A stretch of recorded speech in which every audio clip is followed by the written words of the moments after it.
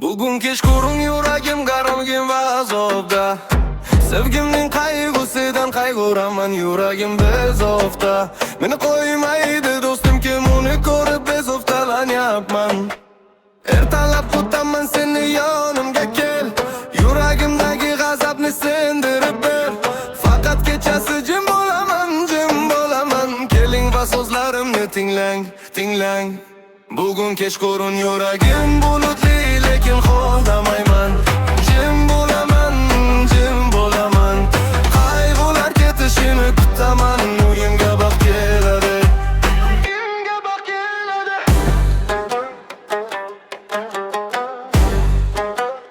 uyimga baxt keladi.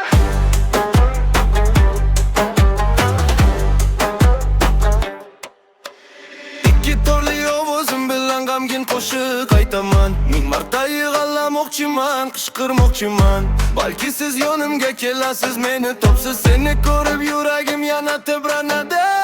Ertalab kutaman seni yonimga kel, yuragimdagi g'azabni sindirib ber.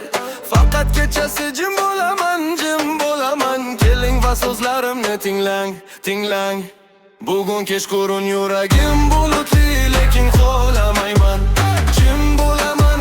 Jim bo'laman, qayg'ular ketishini kutaman. Uyimga baxt keladi, uyimga baxt keladi,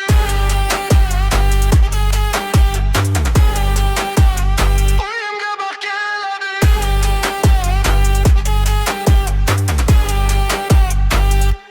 Sen bu yerda bo'lganingda men kulaman.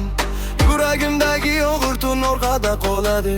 Mening go'zalim, meni tark etma. Mening go'zalligim meni kutib tur. Bugun kechqurun yuragim bulutli, lekin xohlamayman. Jim bo'laman, qayg'ular ketishini kutaman.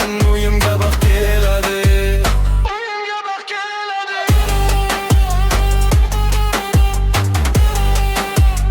uyimga baxt keladi.